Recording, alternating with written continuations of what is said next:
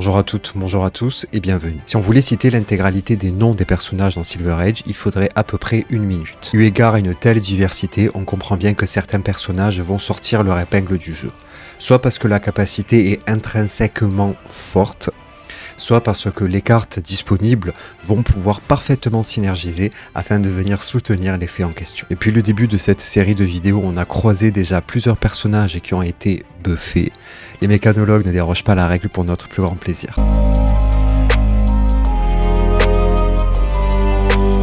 Pilier du gameplay mécanologue, c'est la notion de boost. Comme coût additionnel pour jouer une carte, en général ce sont les attaques, vous bannissez la top card de votre deck. Et si c'est une carte mécanologue, la carte en question a Go Again. Autrement dit, pour pouvoir poursuivre le jeu, vous devez bannir à chaque fois la top card. Ce qui fait que vous êtes de facto sensible à la fatigue. Puisqu'à un moment donné, votre deck s'épuise. Donc c'est vraiment le cœur de la mécanique, c'est cette notion justement de boost. Parmi les cartes ainsi bannies, il y en a qui portent le mot-clé objet. C'est le deuxième pilier du gameplay. Chaque objet a des effets particuliers. Gain de ressources, des conditions sur le on-hit, un dominate, etc. Donc quand on voit un héros qui permet d'enlever les objets de la zone de bannissement et les mettre dans l'arène, on se dit que ça va permettre de lutter contre la fatigue puisque ces objets sont utilisés plutôt que d'être dans la zone de bannissement, mais qu'en plus de ça, on va pouvoir utiliser ces objets. Néanmoins, quand on regarde les performances des joueurs et des joueuses qui la pilotent sur ces 2 dernières semaines, on est à un win rate de 5,6%. On parlera un petit peu plus loin de Teklovosen, mais là on est à 5,6% de win rate. Vous avez peut-être remarqué, avant que je vous le dise, que le personnage a 3 d'intel.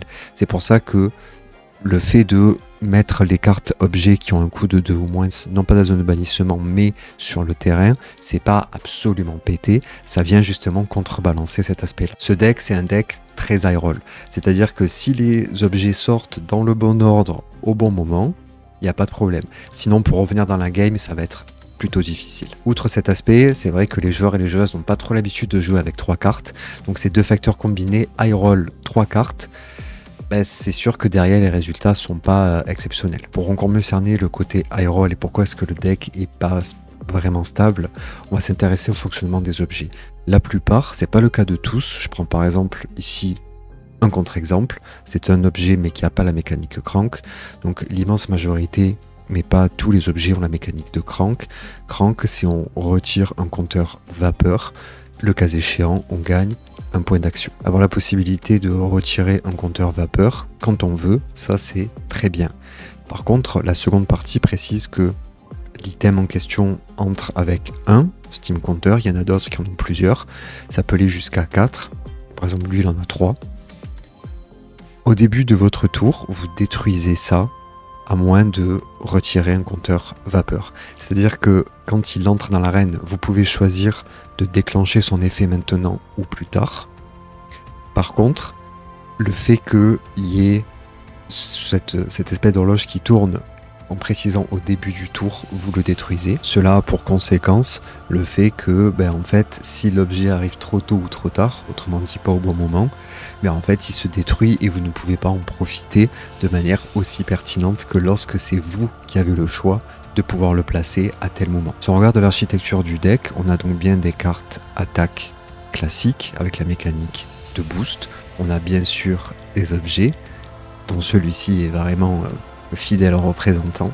Et celui-ci est vraiment très fort puisque en fait c'est une pression incroyable puisque on hit, ça fait 4 dégâts. Et ce ne sont pas des dégâts que l'on peut bloquer, à part d'avoir Oasis Respite qui précise qu'on prévient des dégâts qui peuvent être subis. Là en fait on prend directement 4 dégâts flat. Donc c'est vrai que c'est une énorme pression posée sur le on-hit. Sachant que vous allez a priori proposer plusieurs attaques durant votre tour, ça met vraiment une très très grosse pression. Comme pour jouer vos cartes, vous allez utiliser la mécanique de boost qui est de bannir la top card. Mais en fait, avoir un regard sur cette carte-là, c'est fondamental. Ça vous permet d'anticiper vos tours, de savoir ce qui va vous arriver et ainsi adapter votre jeu.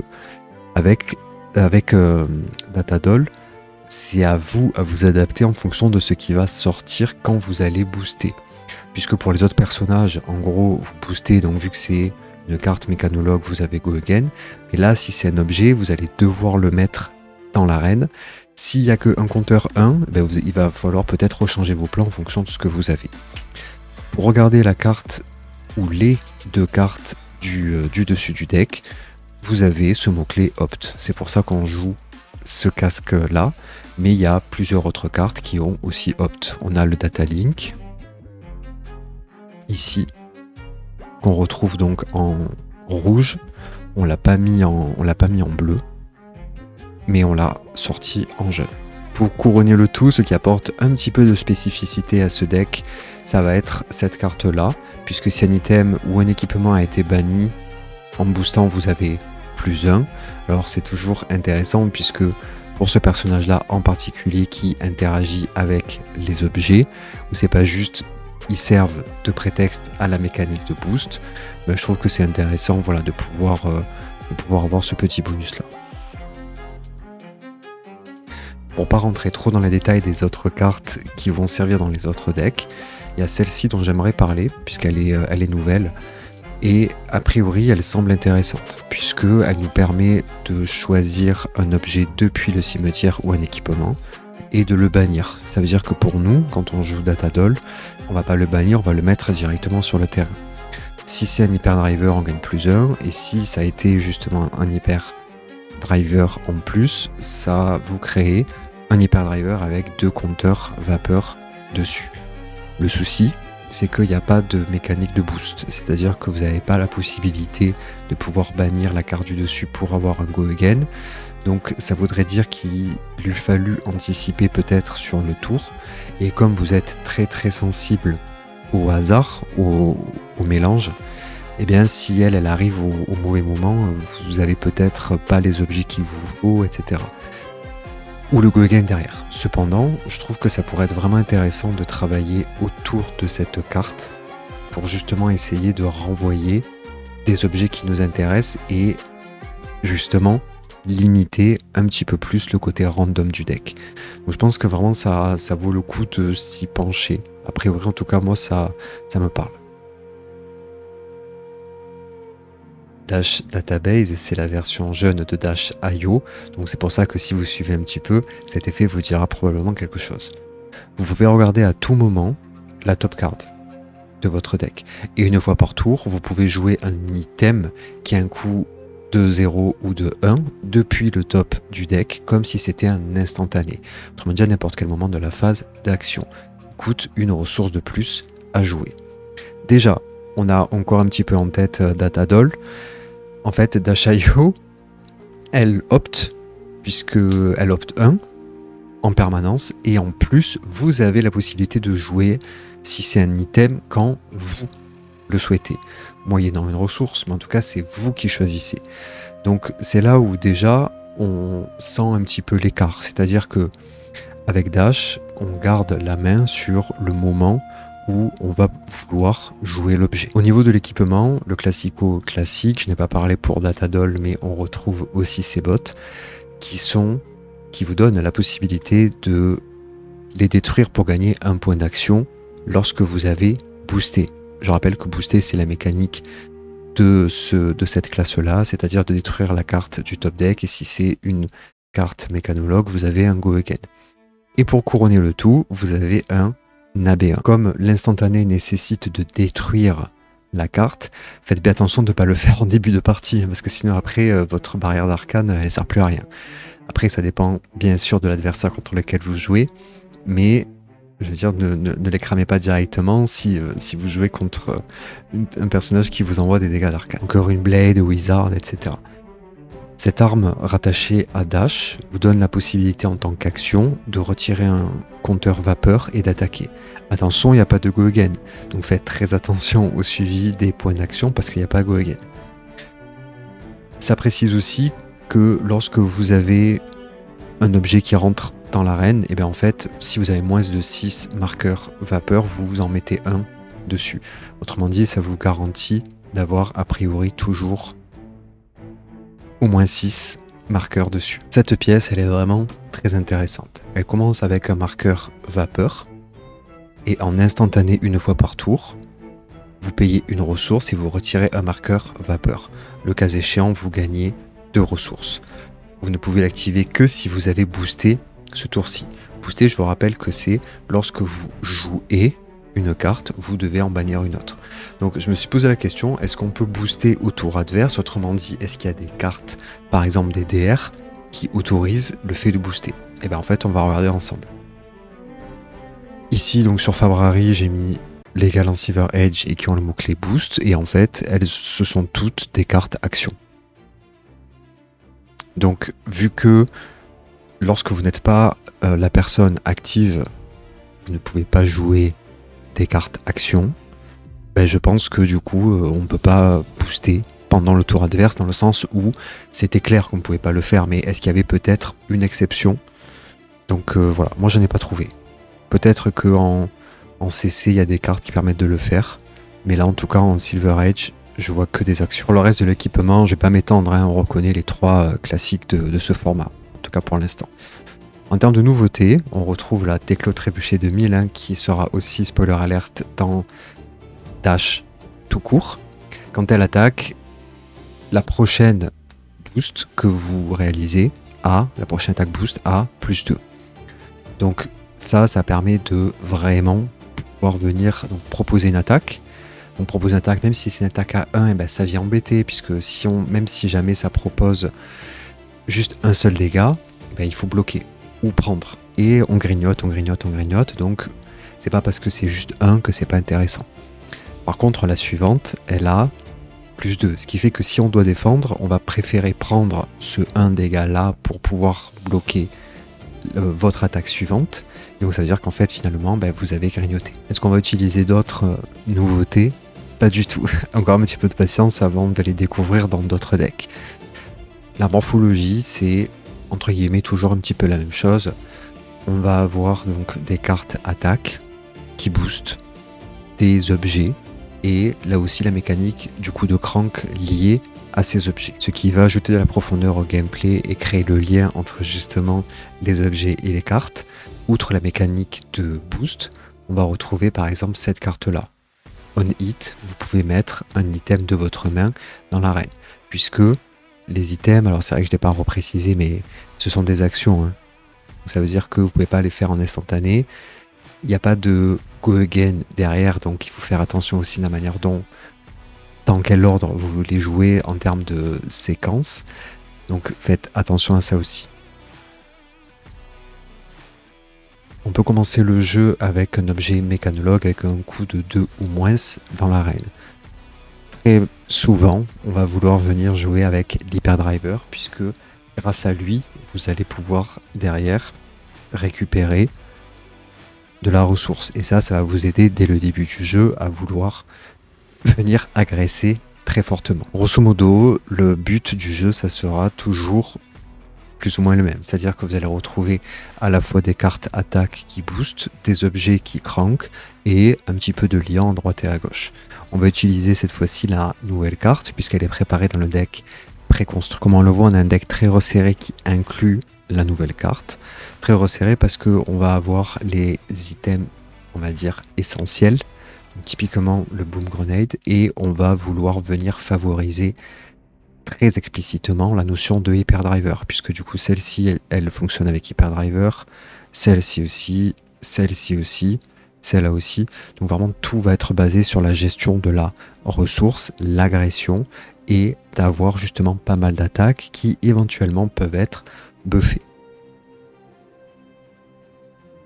J'aime beaucoup le texte de Max NO2 parce qu'en fait il vient rajouter une spécificité à un objet qu'on utilise d'une différente manière avec les autres personnages. Action une fois par tour, contre 2 ressources, vous créez un token Hyperdriver avec 2 compteurs vapeur. Normalement il y en a 3, là du coup vous en créez avec 2. Vous pouvez faire ceci que si vous avez boosté ce tour.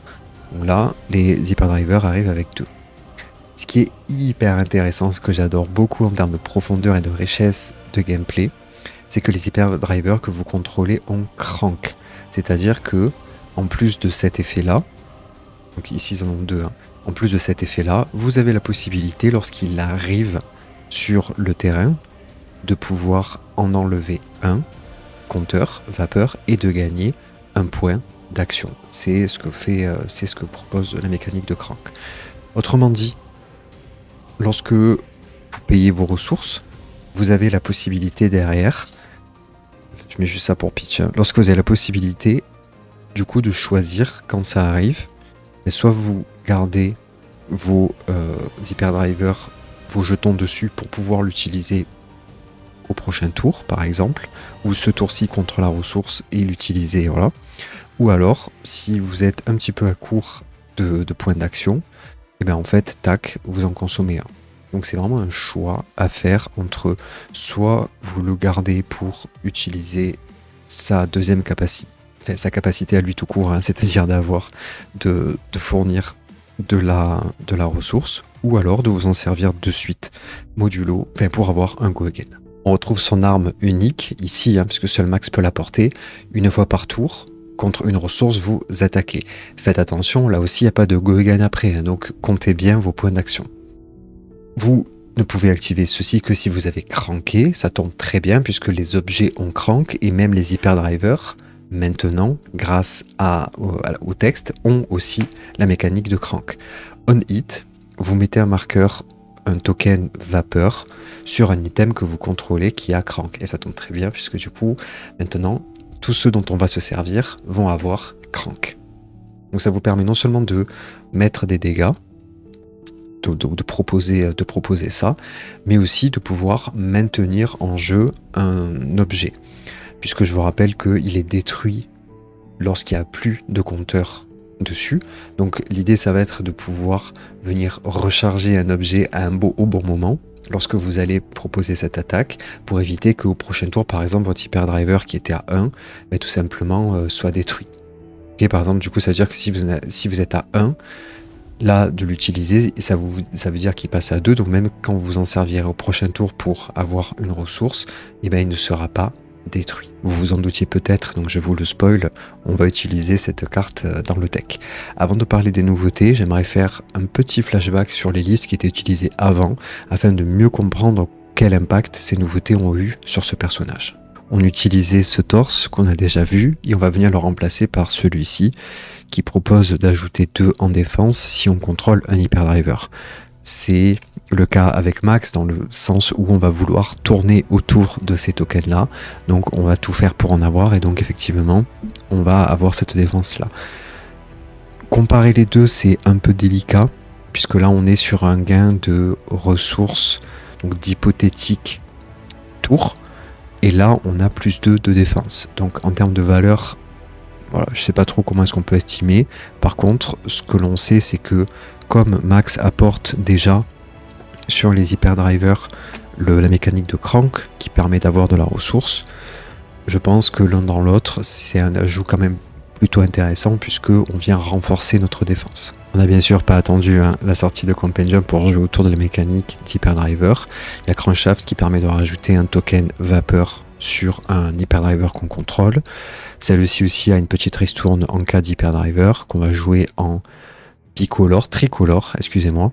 Et je pensais déjà au payload parce que celui-ci, il est fou parce que il va avoir justement la possibilité de dominate, c'est-à-dire peut être défendu qu'avec une seule carte. Donc on va la jouer ici en rouge et en bleu. Autour donc de la mécanique de l'hyperdriver, on va retrouver la nouveauté qu'on a survolée tout à l'heure, le Speed Demon. Donc on a +1 attaque si jamais on contrôle un hyperdriver, et surtout vous en créez un nouveau si vous avez scrap, c'est-à-dire banni un équipement et que c'était déjà un hyperdriver, et bien en fait vous recréez un hyperdriver. Donc ça pour Max c'est juste du pain béni. Toujours pour venir soutenir cette mécanique autour des hyperdrivers, on a carrément un tout nouvel item qui, moyennant le fait bien sûr de l'avoir engagé, vous allez pouvoir tutor un hyperdriver, le mettre dans l'arène et après mélanger. Du coup ça apporte vraiment beaucoup de solidité à ce deck là, puisqu'il va tourner autour des hyperdrivers, surtout qu'on conserve le crankshaft et le jumpstart. La grosse Berthe qu'on avait déjà vient couronner le tout, ce qui nous fait quand même malgré tout 3 super nouveautés pour venir tourner autour de cette notion d'hyperdriver. On a déjà abordé 4 personnages mécanologues, on arrive ici sur la 5e et vous avez déjà vu toutes les ramifications qui existent selon est-ce qu'on joue plutôt Hyperdriver, est-ce qu'on va jouer plutôt sur les items, quelle direction donner, est-ce qu'on booste, etc. Et en plus de tout ça, Puffin rajoute une classe supplémentaire dans laquelle on peut aller piocher, c'est, souvenez-vous, hein, les PO, l'or, c'est pas la première fois qu'on voit un personnage avec cette mécanique-là, et il y en a même qui peuvent le parier. Du coup, ce qu'elle propose, donc, c'est d'engager de détruire un gold pour pouvoir créer un gold token cog. Les cogs, c'est encore un objet supplémentaire qui a Crank, lui aussi, et quand il arrive, il a un compteur vapeur, et au début du tour, vous le détruisez si jamais vous n'avez pas ça. Et donc bref, le fait qu'il ait mécanique Crank, il vous donne un point d'action. Autrement dit, vous venez acheter littéralement avec de l'or, donc vous troquez la possibilité de draw modulo de ressources, donc vous achetez avec de l'or un rouage doré, ce qui fait que là, au lieu de piocher, autrement dit s'en servir pour ce que c'est en soi, vous en servez comme monnaie d'échange pour le troquer contre des points d'action. Donc ce qui ne change pas, c'est cette pièce, elle est même jouée au format CC. En instantané, vous la détruisez et ça vous donne la possibilité de untap un cog que vous contrôlez. Pourquoi est-ce que c'est important de untap les cogs? On va voir ça de suite. C'est au passage qu'il est battle worn, hein. Ça veut dire que vous pouvez défendre une première fois avec et le garder pour plus tard afin de pouvoir untap un cog. Les cogs, en fait, sont une ressource, donc vous pouvez en avoir un nombre illimité, c'est écrit dessus. Et moyennant le fait d'engager ces cogs, eh bien vous avez des choses qui se passent. Par exemple, pour le Zeppelin, si vous arrivez à taper un cog, eh bien en fait vous créez un golden cog, donc le même que celui de l'effet de l'héroïne avec la mécanique de Crank. Et en fait, de venir comme ça, tape un cog, vous allez générer un golden cog. Donc là aussi, il va falloir troquer vos cogs. Alors là, pour le coup, le cog sert à avoir des effets, mais vous allez donc troquer vos cogs contre des golden cogs ou vos cogs contre des effets, comme celui-là par exemple, ou celui-ci en version rouge. Qui dit cog dit gold, donc il y a différentes manières de générer des PO, hein. Donc là, golden tipple en rainbow, on a celle-ci aussi, celle-là, et donc on va voir comment est-ce que les nouveautés vont permettre de favoriser la génération de gold. Si vous avez regardé les vidéos précédentes, ça sera pas de la nouveauté, mais si vous tombez sur celle-ci ou que vous n'avez pas, que vous ne jouez pas ou que les autres classes ne vous intéressent pas, mais ça sera une très belle découverte. Bon, vous l'attendiez, hein, bien sûr, si vous regardez la vidéo sur Marlin ou si les pirates vous intéressent, ben en fait vous allez contrôler les arsenaux et vérifier s'il y a une zone, vous allez pouvoir créer 2 gold tokens. Autre mécanique extrêmement intéressante, celle-ci vous permet de faire l'opération contraire de Puffin, c'est-à-dire de détruire un golden cog pour revenir avec la création d'un gold token.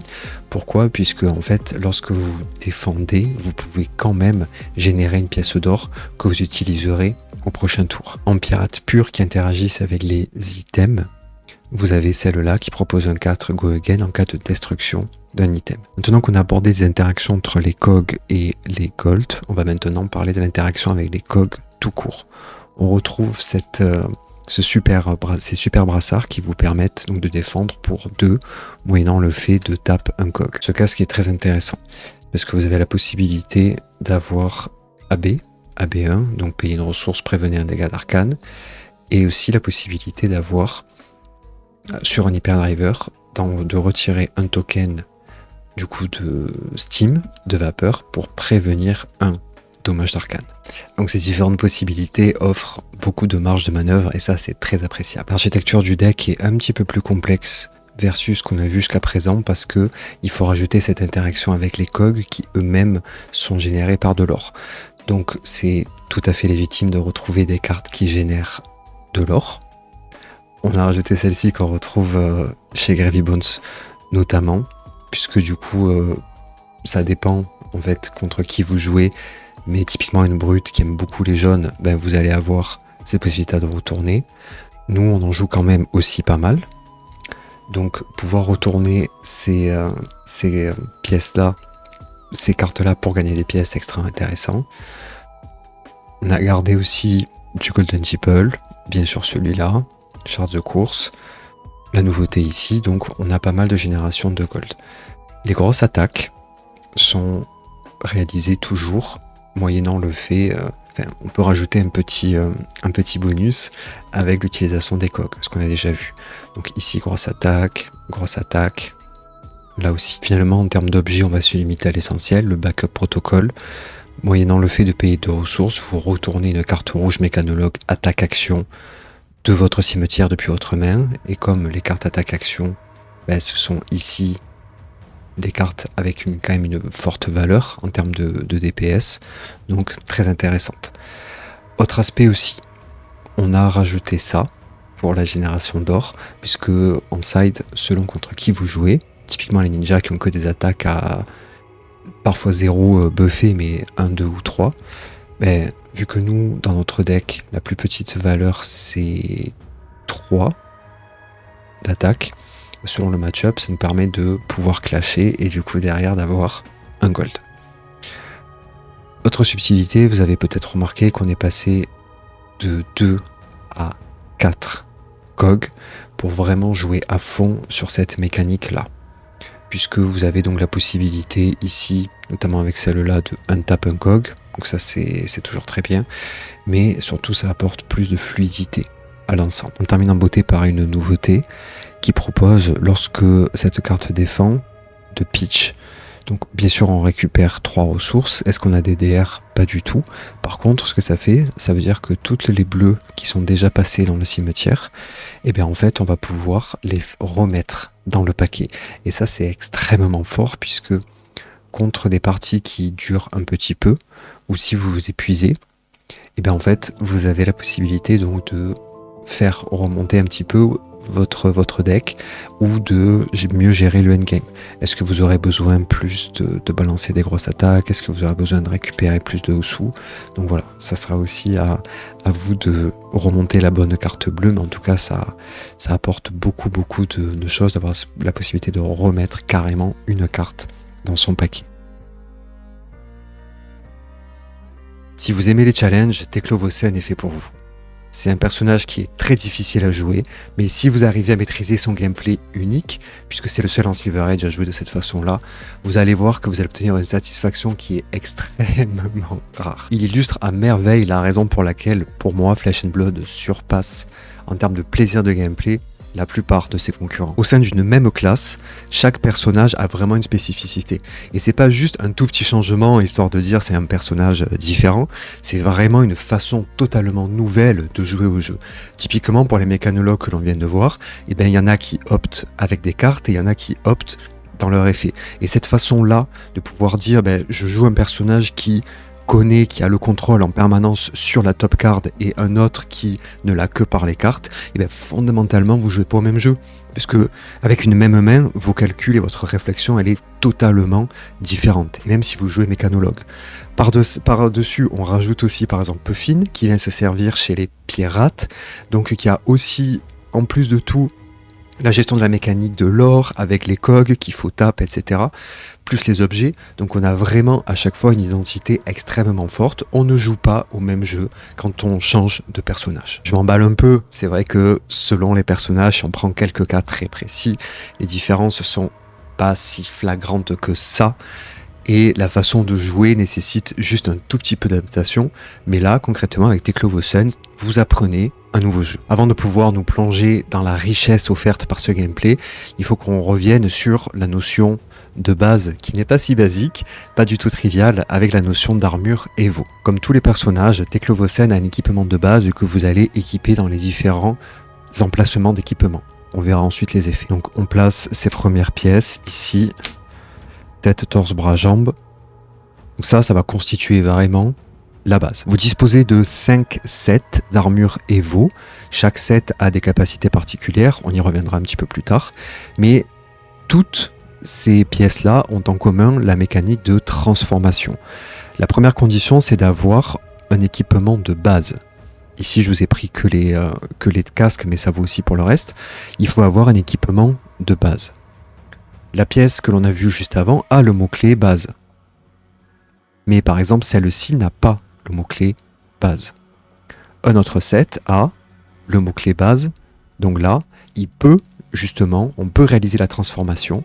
C'est-à-dire que vous mettez tout simplement la carte transformée en dessous et votre pièce d'équipement devient celle qui est dessus. La question à 1000 €, c'est que se passe-t-il si vous n'avez pas de pièce à transformer, autrement dit que vous n'avez pas de pièce de base? Eh bien, on peut toujours jouer ces cartes Evo, mais par contre, on ne peut pas réaliser la transformation. Donc ça veut dire que la carte Evo va dans le cimetière. En effet, c'est écrit explicitement ici, il faut la transformer en cette carte. Donc s'il n'y a rien à transformer, eh bien en fait, vous ne pouvez tout simplement pas équiper cette pièce, puisque vous n'avez pas pu transformer de carte de base en cette pièce-là. Tout l'intérêt du deck, c'est justement de pouvoir s'équiper de cette pièce, de ces pièces Evo. Pourquoi? Parce qu'une fois que ces pièces sont équipées, elles ont un effet. Quand elle est équipée, vous gagnez une ressource. Et il y a aussi d'autres cartes, comme celle-ci, qui, selon le nombre de pièces Evo que vous avez équipées, a un petit bonus. Donc vous avez bien évidemment tout intérêt à avoir un maximum de ces pièces Evo. Les armures Evo peuvent se stacker, c'est-à-dire que même si vous en avez déjà une équipée, vous pouvez en rajouter d'autres. Attention à la notion de carte de base, ça c'est vraiment très important, et c'est pour ça que l'ajout de nouvelles pièces a vraiment fortement fluidifié cet aspect-là. Vous ne pouvez transformer que si vous avez une tête de base équipée. Là, il y a le mot-clé base, donc ça veut dire que la carte tête de base est transformée en celle-ci. Cependant, l'Evo centre de commandement n'a pas le mot-clé base. Donc ça veut dire que vous ne pouvez pas venir avec celle-ci la retransformer. Pourquoi? Parce que les cartes qui sont mises en dessous, les subcards, sont traitées d'une façon particulière. Les subcards ne sont pas considérés comme étant dans l'arène, donc ça veut dire que vous ne les contrôlez pas. Si vous ne les contrôlez pas, vous n'êtes pas équipé avec, et ça c'est cohérent avec le fait que vous avez transformé la carte du dessous en la nouvelle carte qui est justement la carte Evo. Elle ne peut donc pas être la cible d'effet. Vous pouvez pas dire, votre adversaire peut pas dire je cible que celle du dessous, comme ça je te pète ta carte de base. Non. Comme la nouvelle carte transformée est équipée, vous êtes considéré comme ayant équipé une carte Evo et non pas une carte Evo de base. Par contre, pour le même set, alors ça c'est la tête, hein, là vous êtes considéré comme ayant équipé une Evo de base. Donc faites vraiment très très attention à ça, à l'ordre dans lequel vous allez justement réaliser vos transformations. Autrement dit, vous ne pouvez pas transformer ces deux, puisque une fois que vous aurez transformé en, par exemple, Evo mine de données, il n'y a pas le mot-clé base. Vous ne pouvez pas transformer celle-ci, puisqu'elle n'a pas le mot-clé base. On poursuit, on continue à s'enfoncer loin dans le terrier avec une nouvelle couche de règles. Cela ne vous a pas échappé, mais les armures qu'on va utiliser ont un marqueur vapeur, puisqu'on dit quand elle est équipée, il y a un marqueur vapeur. Que se passe-t-il lorsqu'elles sont justement transformées? Et bien en fait, c'est écrit ici, ça reset, donc ça veut dire que ça devient une nouvelle carte et ça perd tous les compteurs qu'il y a dessus suite à la transformation. Donc quand c'est équipé, vous avez un compteur Steam dessus, donc autrement dit, vous avez tout intérêt à dépenser très vite vos compteurs vapeur pour trigger l'effet, puisque la carte n'est pas détruite en utilisant le compteur vapeur. Donc vous avez tout intérêt à vous en servir très vite pour éviter de perdre cet effet-là, ce qui serait un petit peu dommage. Sinon, tout se passe comme si cette carte était une carte un petit peu plus simple, qui est celle-ci. Voilà. Ça, c'est juste une pièce de base sans effet. Donc on perdrait tout l'intérêt d'utiliser ces pièces-là, qui proposent chacune un effet différent. Peut-on défendre avec ces cartes? Bien évidemment, mais il faut séparer deux cas de figure. Si on défend avec ces cartes depuis notre main, on voit qu'elles ont ici un montant, alors certains un montant nul, mais lorsqu'on défend avec ces cartes, on ne traite pas ici l'effet, et tout se passe comme si on défendait avec une carte au texte vierge, et on va compter uniquement la valeur. Car tout le monde le sait, tout ce qui compte, c'est les valeurs. Par contre, on peut tout à fait aussi défendre avec ces pièces-là. Cependant, on va avoir cette fois-ci le trigger des Battle Worn, Blade Break, etc. qui vont se déclencher. Par exemple, celle-ci, qui défend à 3, elle est Blade Break. Autrement dit, si vous avez défendu avec, ben en fait, elle se brise. Celle-là est Battle Worn, c'est-à-dire qu'une fois que vous avez défendu avec, vous mettez un marqueur -1. Il est tout à fait possible d'outrepasser le déclenchement de ces Blade Break, Battle Worn, etc. en utilisant notamment la capacité du héros qu'on va voir de suite. Quelle super transition. Teclovocen, le voici, le voilà, 20 points de vie, 4 d'intel. On peut jouer les Evo, donc toutes les cartes qu'on vient de voir, depuis votre zone de bannissement. Comme c'est un mécanologue, il va aussi utiliser la mécanique de boost, donc c'est pas du tout aberrant, et voire même normal, de retrouver certaines de ces cartes dans la zone de bannissement. Cependant, on va pouvoir les jouer une fois par tour en instantané, donc ça veut dire que ça peut aussi être pendant la phase d'action adverse, si vous n'êtes pas la personne ou le joueur, la joueuse active, vous payez 3 ressources et vous pouvez jouer votre prochaine Evo ce tour comme si c'était un instantané. Le cas échéant, vous piochez. Extrêmement fort, très intéressant, mais ça va demander une très très bonne gestion, une gestion vraiment très rigoureuse des timings. Pour ce faire, il faut déclarer un équipement de base comme carte qui défend. Par exemple, je prends cette pièce-là, qui est une pièce Evo et qui a le mot-clé base. On est dans la phase de défense, donc on vient défendre avec cette carte. On passe ensuite la priorité à l'adversaire. Bon, normalement il y aurait 400 attaques de plus, mais on va simplifier. On passe donc la priorité, l'adversaire nous la rend parce qu'il n'y en a plus. Phase de réaction, on va passer aussi. Et là, on arrive à la phase de dégâts. La phase de dégâts se résout. Donc on calcule, hein. Nous on propose 3, on défend 2, donc on se prend les dégâts. Et ensuite, il y a la phase de résolution avant la phase de fermeture. Puisque pendant la phase de clôture, de fermeture, les joueurs n'ont plus la priorité. Ce qui fait que pendant cette étape-là, on a la résolution du coup de la chaîne, et c'est là où on peut agir. Agir, concrètement, ça veut dire transformer cette même carte de base, et tout se passe comme si la carte de base d'équipement a été transformée, elle ne défend plus dans la chaîne de combat, donc on met de côté le fait qu'elle est défendue, ce qui fait que ça ne trigger pas ses effets. Plus concrètement, on a défendu ici, on a calculé les dégâts, donc nous, ici il y a un dégât qui passe.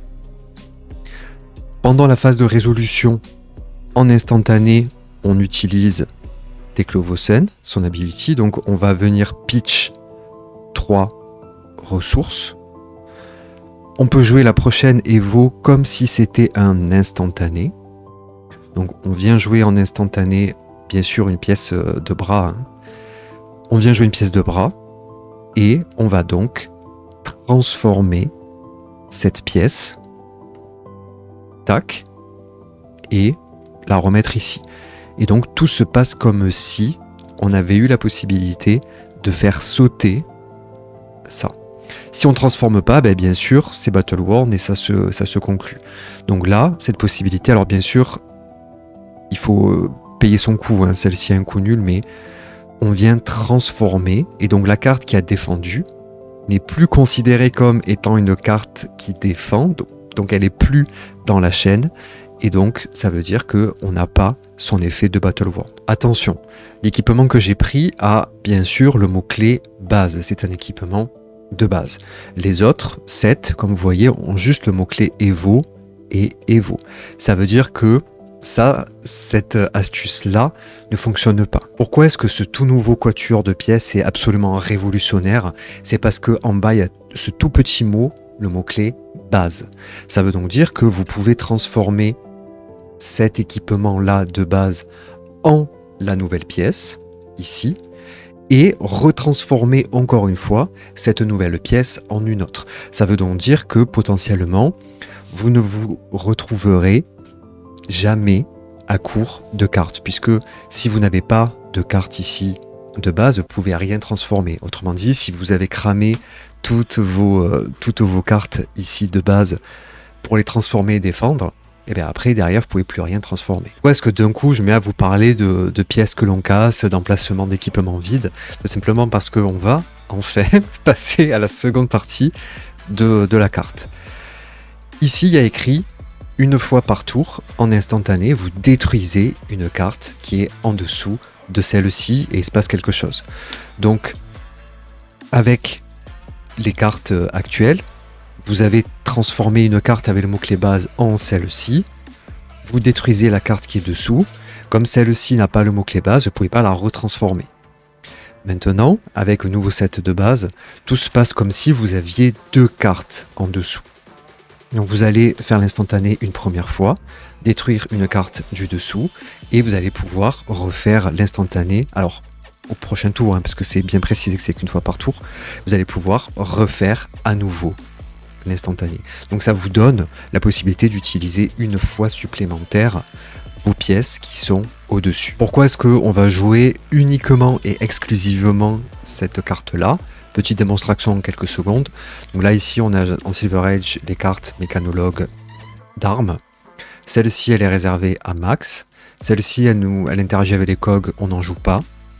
Ici, le nombre de boosts, nous, on va pas forcément booster puisque le cœur de la mécanique, c'est l'utilisation de ces armures Evo. Spitfire, on joue pas de cog.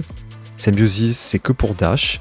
Il y a celle-ci qui pourrait être intéressante, mais on va voir que le Teclo propose une chose supplémentaire. Et ici, en fait, un compteur Steam avec cette mécanique-là, un petit peu comme Teclo Blaster, ok, pourquoi pas. Par contre, celui-ci propose des effets en fonction du nombre d'Evo qu'on utilise. Donc bien sûr que on va prendre l'arme qui synergise avec le fait de s'équiper d'armure Evo. Ce qui est très intéressant, c'est que ces options-là sont cumulatives. En effet, il y a écrit 2 ou plus. Il n'y a pas écrit 2. Ça veut donc dire que si vous en possédez par exemple 3, vous en avez 2 ou plus. Donc ça veut dire que si vous possédez 3 pièces d'équipement, eh bien vous avez 2 ou plus. Donc cette carte coûte 2 ressources de moins et à go again. Si par exemple vous en avez 5, c'est plus que 4, c'est plus que 3, c'est plus que 2. Ça veut donc dire qu'elle coûte 2 de moins, qu'elle a go again et qu'elle a plus 1. Bon, ça fait 4 heures qu'on parle de cette histoire de pièces Evo, mais bon, c'est vraiment fondamental. Outre cet aspect, dans le deck du personnage, on retrouve les habituelles cartes de boost, donc la mécanique boost qui permet de bannir. À toutes fins utiles, je me permets un petit rappel sur le fait que vous pouvez jouer vos armures Evo depuis la zone de bannissement. C'est la première ligne du texte du héros. Donc ça, c'est vraiment fondamental aussi, c'est-à-dire que vous ne vous épuisez pas avec vos propres cartes Evo. Autrement dit, même si vous êtes toujours en train de vider votre deck, de bannir votre deck, les armures Evo pourront être quand même jouées. Toujours en lien avec les Evo, on a cette carte-là qui a un bonus eu égard au nombre de cartes Evo que dont vous êtes équipé, et celle-ci, qu'on a déjà vue au tout début, avec une ristourne en fonction du nombre aussi de pièces équipement Evo que vous avez. En termes de nouveautés, là on est vraiment gâté et vous avez la carte ultime, puisque elle gagne des dégâts en fonction du nombre d'Evo dont vous êtes équipé, mais en plus, elle a le boost. Autrement dit, elle a un plus de 1 à 4, go again, entre guillemets, moyennant le fait d'avoir, bien sûr, banni. Je souris en lisant ça parce que c'est tellement beau de voir la volonté de l'éditeur de pouvoir vraiment accentuer cette mécanique et corriger, entre guillemets, les petits points qui pouvaient être gênants avec cette carte qui complète la toute première qu'on vient de voir juste avant, puisque si un Evo a été banni, elle a plus 1 et en plus elle a le mot-clé boost, donc vous pouvez potentiellement avoir un go again. Vous jouez des mécanologues, donc vous avez un go again. Mais cette combinaison des deux, ajoutée aux cartes Evo, combinaison sans mauvais jeu de mots, ça rajoute tellement de profondeur que ce serait dommage de ne pas creuser. La nouvelle, on la retrouve bien évidemment. Quand je dis bien évidemment, c'est parce qu'on va jouer autour de la mécanique de boost. En plus, elle apporte 3 ressources, ce qui n'est pas négligeable, sachant qu'on a quand même pas mal de cartes qui sont chères, comme celle-ci, ou payer éventuellement ce coût-là plutôt excessif, en tout cas si ça arrive en début de partie où on n'a pas encore eu le temps de bien se setup. On peut justement profiter de cette nouvelle carte bleue qui prend ici une grande importance. Cela ne vous a pas échappé, on a le fameux pummel, très intéressant aussi pour venir proposer des gros dégâts, puisque une fois qu'on est full équipé, et bien si derrière on arrive à passer celle-ci avec celle-là, ben, n'importe quelle attaque devient intéressante, et puis surtout, d'avoir ça dans le deck, c'est une vraie menace pour l'adversaire. Vraiment, je sais pas si vous avez déjà expérimenté ça en jouant contre des decks qui ont des attaques-réactions, vous êtes quand même beaucoup moins serein ou sereine, puisqu'il faut bien compter, se dire bah, ok, là le premier est passé, deuxième est passé, là c'est bon. Mais tant que vous avez ces attaques-réactions, au moment où vous allez devoir défendre, c'est là où ça rajoute une pression supplémentaire en tant que joueur qui défend. Et pour vous aussi un petit plaisir coupable de sentir justement cette tension chez l'adversaire, et ça fait partie du jeu. Cette vidéo à propos des mécanologues touche maintenant à sa fin. J'espère que vous aurez pu découvrir des nouvelles mécaniques, que tout le travail en profondeur sur Teclovosen vous aura intéressé. On se retrouve très vite pour la suite. En ce moment, je suis en train de bosser sur les assassins.